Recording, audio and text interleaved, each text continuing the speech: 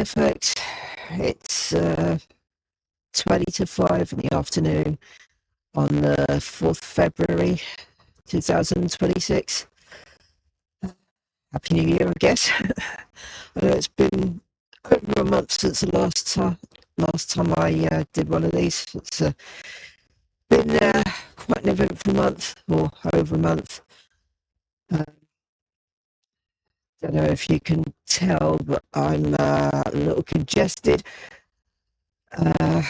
It's been cold. I suspect it's a case of that and possibly vaping too much. But it's one of those. I either vape or go back to cigarettes. I would be feeling a lot worse if I did, financially and physically. So it is what it is, I guess. I'm at the point now where I just had enough of it all. You know, I'm ready to get out of here. Right, a lot of us are, I think. I was very lucky when I first came here that there was still quite a lot of nice people here. I made a few friends. One of them offered to teach me fishing. So when I do leave, you're going to be trading contact details so he can take me to his favourite fishing spot over the summer. I made friends with a trans woman called Jane, mentioned on the previous video. There's another guy, call him Tim, why not? It's my dad's name, but hey. So, made friends with him and a friend of his, actually, someone who used to live here. So those two are like really nice people. They think I'm really nice as well, which is nice.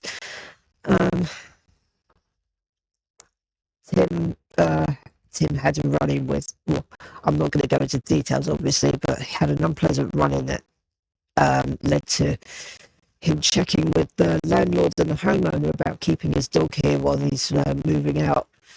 The only reason he did that was because things went sideways pretty quickly, and he was due to leave in about a few weeks to a month anyway. So it was all cleared, and so he kept his dog here for a while, and she's a lovely little thing.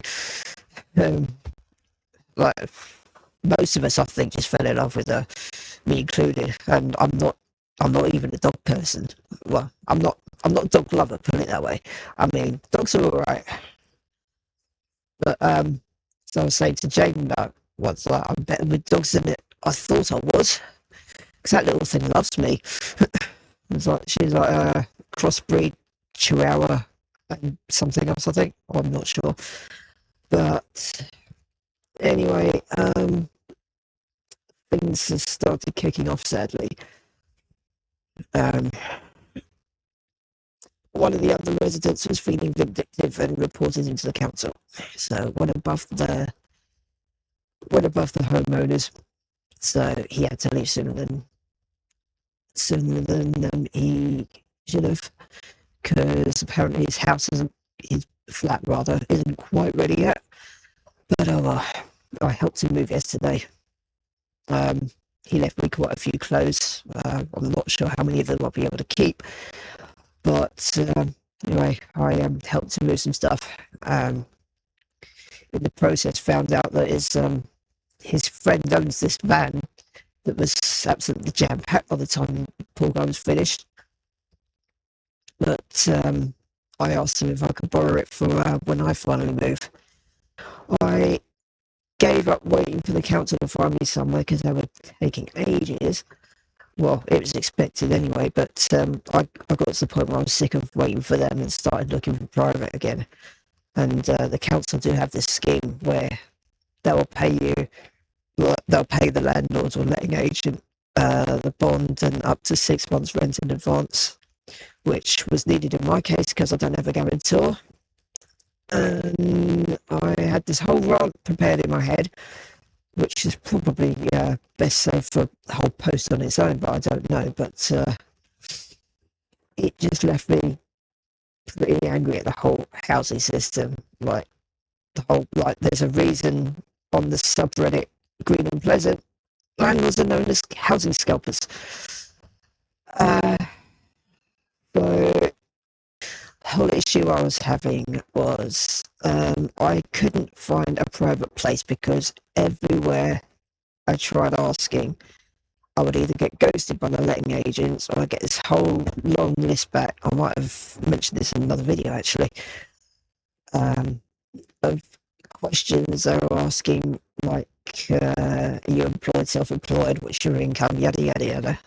Asking about things like credit history, do you have a guarantor? No, sorry, you can't. So, like, the whole private housing sector seems to have been rigged against anyone trying to get back on their feet. So, like, I was ranting to with Tim and another of the residents here, call her Sharon, why not? So Sharon was saying that she was trying to find somewhere and wasn't getting anywhere, and I just joined in the whole rant with them both about, like, the local housing allowance in this area is about $400 a month.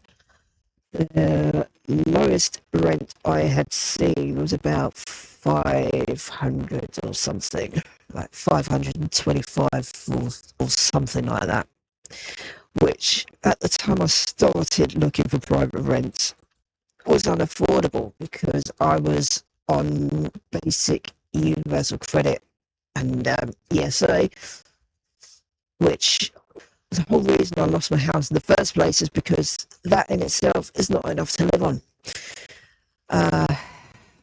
Since then, I got put onto the support group of both of those, so I get an extra support payment for being, as DWP agreed, that I'm currently unfit for work. And there's, I know before universal credit came in, we had this whole thing with job seekers allowance and JSA and employment support allowance, ESA. Before UC came in, we had income based as well as contribution based. Income based is what all got rolled into UC in the end. And if you're on job seekers, they hounded you about, like, you basically had to make job searching a full-time job in itself.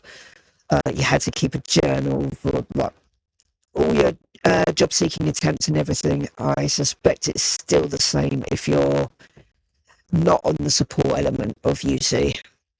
Like, if you're just looking for work, I suspect it's pretty much the same. I wouldn't be surprised. In fact, it's become more draconian since even the last time I was on.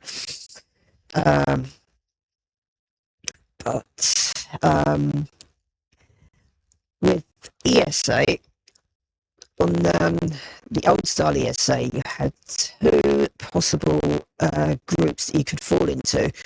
One was limited capability for work, which is like, well, it's what's classed as it's what comes under ESA, under UC these days. But there was that group where you were seen as temporarily out of work, like you had to provide sick notes to prove that you're still ill, and like it's basically you're incapable of work at the moment.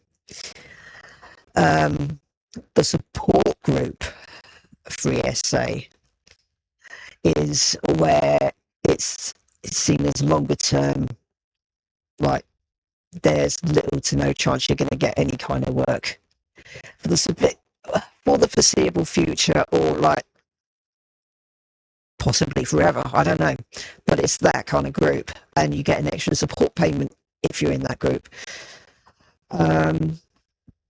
That's that kind of system got rolled into UC, into what was the income-based ESA. It's all been rolled into UC. So now they have an extra support group called a limited for work-related activities. That's not the whole thing, I don't think, but you get the picture. So long-term unfit for work due to disability rather than illness. So you get an extra support payment from UC because of that. What's remained separate from UC is the contribution-based. I think JSA is still a thing, income contribution-based. Yeah, I think it is. But also, you've got contribution-based ESA. To be eligible for those two, you should have to have been in full-time employment for at least 3 years before this happened, which I have. Like I was DBA for like over 4 years, I think. I was with that company for like nearly 4 or 5 years, something like that. So my massive stroke of luck, like just due to having a full-time job before this went sideways.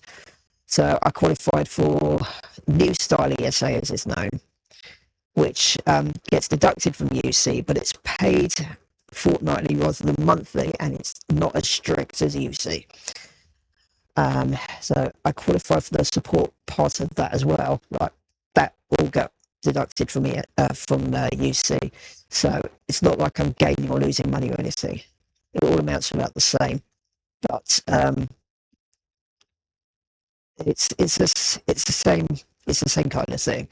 Like basically, they agree I'm unfit for work due to disability rather than temporary illness. So it's a good bet I'm going to be on benefits for life now. And also, I've since finally been awarded PIP.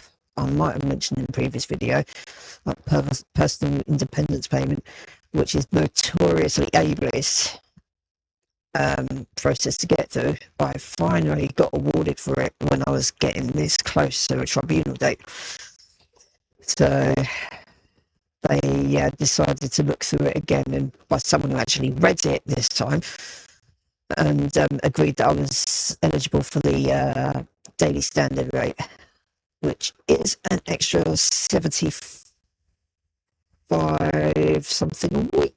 I can't remember. Something like it's not a bad payment, honestly. But this so in benefits in total now, I am getting paid over £1,000 a month. I think the total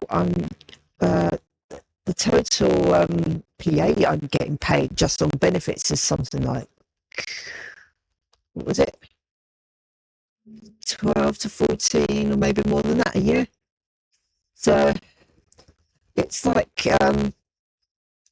it's obviously not as good as I was getting in full-time work, but as far as like general salary go, it's about that kind of level. It's like it's a lower end of the scale, obviously, but still, like, it's livable. I can actually live on that, as opposed to like if I was getting paid that amount when I was still in the house, I'd still be there, and I'd probably still be able to run the car as well. So I mean, on that level, yeah, that's where you get the whole rhetoric from the haters about how people just sit on their arse on benefits while they're slogging their way through life or whatever, like that kind of resentment, like the whole they're scrounging off our taxpayer money and all that kind of crap. Well, apart from the fact that I was a taxpayer before everything went sideways, as are quite a number of us, I suspect. Yeah, I mean, you're going to get people that play the system. You're always going to get people that play the system. But treating those of us who genuinely need it like criminals is not the answer. In fact, it's probably costing them more to do it that way than to, like, there's this whole argument by the Green Party about a UBI, Universal Basic Income, which has been trialled in some places already, I think. I can't remember the results or how it was run, but that's part of the thing. Like, it needs to be run properly. But I mean, it's getting especially important now where AI is threatening to take over everything tech related. But I mean, it's cheaper in the long run to do it that way because there's no admin or less admin, which is what a lot of the spending is going towards, I think. But it's also ignoring the fact that a lot of people on benefits, especially UC, are already working because wages are so shit that the government is having to top up these like stingy employers, basically. I mean, it's a whole. Like, I could do a whole post on this, a whole video on this in itself. But yeah, I think yeah. So a lot of the resentment we're getting from these people is how we can supposedly afford things like running a car and 4K TVs and all this kind of shit, and we're getting all this just sitting on our asses doing nothing all day. The reality is, do you really think we enjoy sitting around not being able to do anything? Like, I've mentioned before in previous videos, like gameplay or otherwise, it's a communal loo, and it's right next door practically. But the reality is, yeah, I've mentioned on previous videos how utterly bored I am sometimes. I mean, it's going to be similar with anyone with anyone who's that disabled they can't work. I mean, you think we enjoy being seen as helpless? It's not a great feeling, you know. And also, like if you're mentally impaired, for want of a better word, like me recovering from burnout, for instance, and you just don't have the energy to do much. It's like I've likened it before to like especially with this, I've got recent experience now where all you can do is just lay in a hospital bed or lay in bed while you're recovering from a broken leg or whatever, and you're not able to do anything, and it's frustrating and it's boring.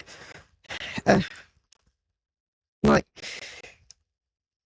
we do as people, I think, like, we are supposed to be an active animal, you know, even like for these sedentary office jobs that I mentioned in another video. I'm finding I need to be more active than that, and like it felt like I was wasting away in a way, like all my energy was being, like all my mental energy is being channeled into this bloody job, but my body's just sat there, you know. Like, I've learned a lot about myself during this whole period. Like, I'm more of an outdoorsy person. I'm more active than I thought I was. And like, not having the energy to do stuff, to even look after myself or cook or anything like you can see the state I'm in at the moment. Just not having the energy to look after myself, that kind of thing. It's not great, you know. It's annoying, but yeah, I mean, it always a kind of rut like it's like living in Groundhog Day. All the days blow into each other. Like doesn't seem to be an end in sight. Then the only thing that changes is like what you might be doing during the day, or do I go out shopping today, or who am I going to run into today, or what am I going to do with myself today? Yeah, so it's that kind of thing. And now most of my friends are leaving, so Tim's already gone. Jane will be going next week. Hopefully it won't be long now before I'm leaving, because I went on a massive tangent there, but on the lighter note, despite the problems we're having trying to find somewhere private, I actually found, a couple of places actually, where I've made it clear off the bat that I don't have a guarantor, but the council will fund up to 6 months rent in advance. There were a couple of his letting agents that were fine with that, so I actually had a couple of viewings. The first one was, funny enough, where I used to live. It was a nice flat. I really wanted it. The letting agent just disappeared off the face of the earth. I had to chase him up the next week to be told that the property is no longer available. And like, could have told me that. Okay. It also meant that I couldn't go after the other flat they'd advertise either, because all the said they were booked solid for viewings and everything. I was like, okay, back to the drawing board. So I found this other place in, well, you know, I live in Bridgend, so okay. So I found this place in Maestick, one of the outskirt villages in Maestick, actually. So Maestick is a town, or right, a smaller town. Like it's not a village like the place I used to live. It's more of like a small town area. The place I'll be going to is a little off from that town, so it's not central, which is great actually, because I'm like, part of the thing that's been getting to me about living here is being stuck in the middle of urban central again. I can't stand it. I really can't stand it. It's not just being in the middle of all these shops. It's just like the busyness in general. Like back to having to wear those loop earplugs every time I go shopping, and I hate going shopping anyway. So I'm low my voice because there's someone outside, I think. But the place I'm moving to is quieter, so nice and quiet again, which is great. It's on the corner of a mainish road, which isn't so great, but it's still not as busy as it is here. Even better is because there's an allotment there's a couple of allotment sites in the area. I've mentioned before, like, about, I even showed you like my whole thing with tomatoes and cucumbers last year. So getting back into growing stuff and maybe setting up a food forest there, if I can't do it there in this new place, because like there's not much of a garden. It's like it's not that big. That is not big enough for that. But there are a couple of allotment sites in the area where I could try my forest idea. One of them that I actually applied to, for reasons I mentioned in a minute, is about 5 minutes walk away. So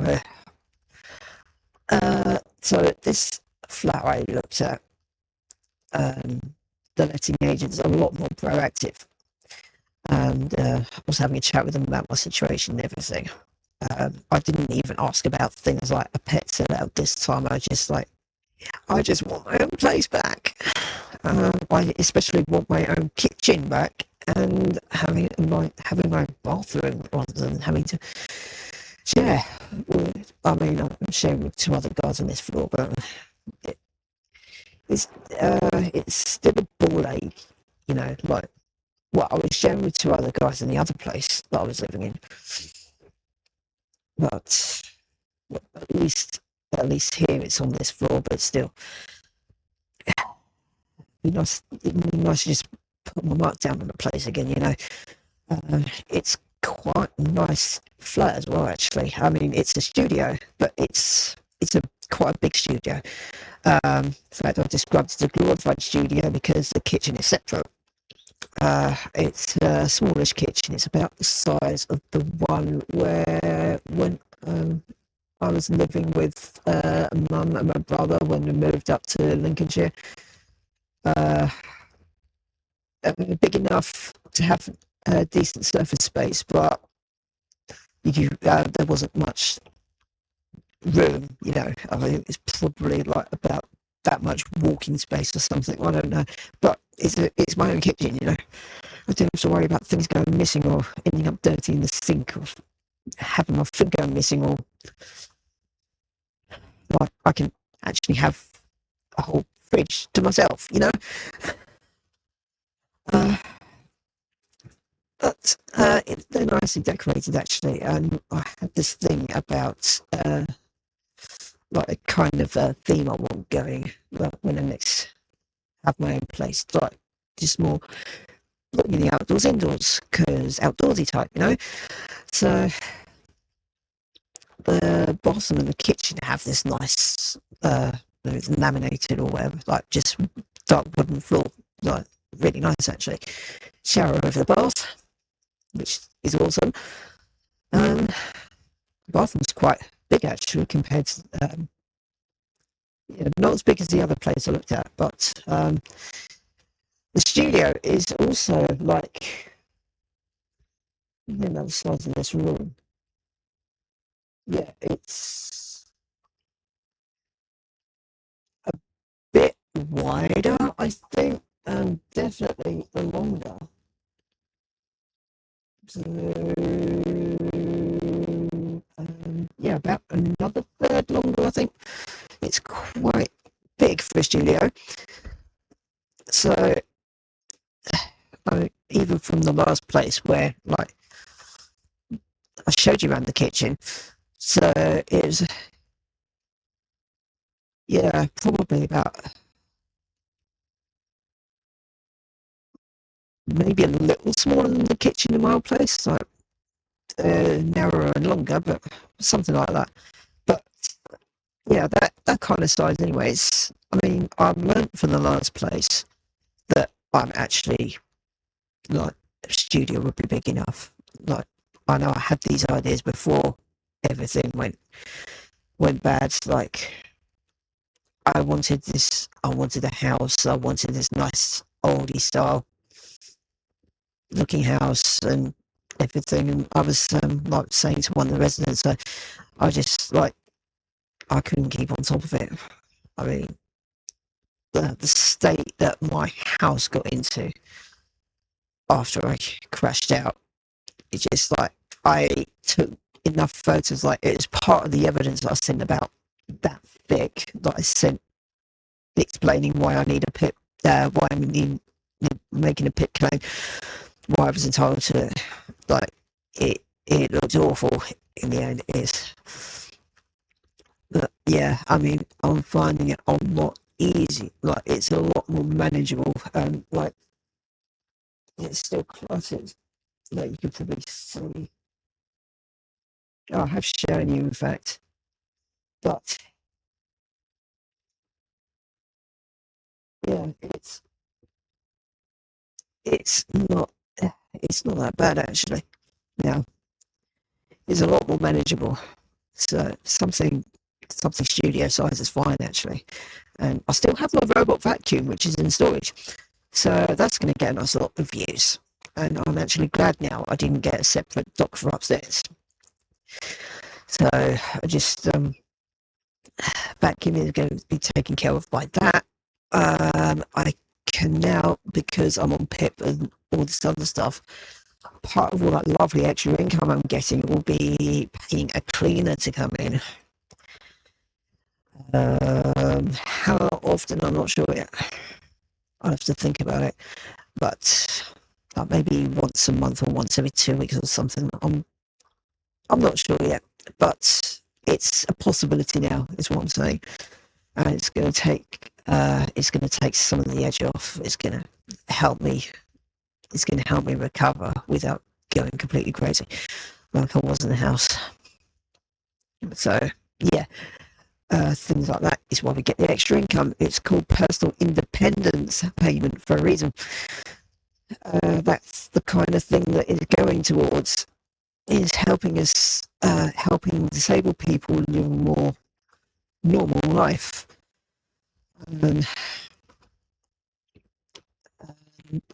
So I explained the thing with the letting agent about like the council scheme and everything, and it is now in the final stages before I get a tenancy agreement. So yeah, I have actually secured a place now. So thank God. Sooner that happens, the better. On another lighter note, now I've mentioned my inheritance before. Solicitor took my bank details the other week.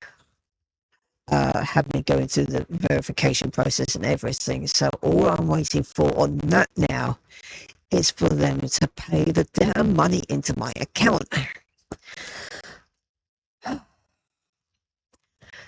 So on that level, things are getting better. Also, on the doctor side, I've now got a prescription for testosterone. It's probably Testagil or something like that. I'll probably have to find some kind of little bottle to keep the sachet in, because it's like a teeny tiny little amount, like a pea-sized amount that I take every day. Just enough to give me something and hopefully make me feel better as well. So that's been agreed. On the surgery side, had a little chat, and GP was like, the gender clinic wants to see me, but probably asked me about that. So I'm waiting on that. That's been chased up apparently. But the fact that they want to see me about it rather than just give me a flat no is promising. So hopefully I won't have to spend half my inheritance on a private boob job. I'm really hoping. But yeah, I mean, when my brother was telling me about this nice update with the inheritance, and he was like, sounds like it's come at a good time then. Yeah, I'll be able to buy stuff for my flat. So that'll be nice. I will do another video at some point. I mean, it's been a while again. That's part of the reason, is because all this stuff is happening now. And I'm frankly looking a bit shit and feeling a bit shit. It's not as bad as it was yesterday, but I'm not as congested as I was yesterday, actually. I think the cold had quite a lot to do with it, actually. So sitting in the icebox of a conservatory, just having breakfast, or lunch rather, just aggravated it again. So that probably has a lot to do with it. It has been bloody cold. It's warmer today now, I think. What is it? 11 degrees, apparently. Celsius. But yeah, the other fortunate thing about this place is that it's also in a 5G area. And I got myself this nice... I got myself a mobile router a while back, like as I mentioned before. But with getting more into VR, I wanted to get myself a better, like, natural, dedicated hub. Shall I show you? There you go. That little thing there. So, unlocked EE router It is refurbed, I think, but it was, yeah, it's a refurbed item, I think, but Wi-Fi 7, so more powerful. Um, the connection, yeah, you can connect more devices to it. It also has a much bigger reach than the mobile router did. Like, I'm on the top floor of a 3-story building. I go downstairs to the kitchen or whatever, and I can still pick up a signal on my phone from that. Whereas with the mobile router, I only had to go down one flight of stairs or something, and it would lose connection. So that is a damn good router. The fact that it's still 5G up in that area, and like, yeah, 12 quid a month. So this is a social tariff, by the way, which is something else we're entitled to all benefits. So social tariff, 12 quid a month for unlimited data and calls, but I'm not using it for that. So 12 quid a month, contract free for unlimited 5G data. And I can take it with me wherever I go. I don't have to faff about changing, like, not only changing contact details with someone else, but also like having to wait for my contract to expire or that kind of thing. So I don't have to worry about any of that, which is awesome. And it's just as good as land-based broadband. So, well, in my experience anyway. So I've not had super duper speed with broadband, but it's just as usable. So why not? You know, it's working fine. So that's a nice thing as well. But yeah, so that's not a problem. The only problem might be to do with storage. But if I can't get some kind of outbuilding to store stuff like my camping stuff or whatever, I can at least downgrade my storage to something that costs double digits rather than triple digits a month. It's only 176, but still. But yeah, there's the camping stuff. I'm probably going to have to get rid of some stuff anyway. I will be taking my big 6-foot table into the new place because I'll be able to sew. I've got to think about, like, I've seen a bigger standing desk on eBay that I want. I need some kind of probably dressing table or something to put my sewing machine on. Yeah, I'm starting to just rattle off things on my head that helps me think. But yeah. But anyway, so a bit of a mixed bag update. But yeah, I think that'll do. I think I'm gonna make another video after I finally clean myself up. But yeah, that'll do for this update. See you later.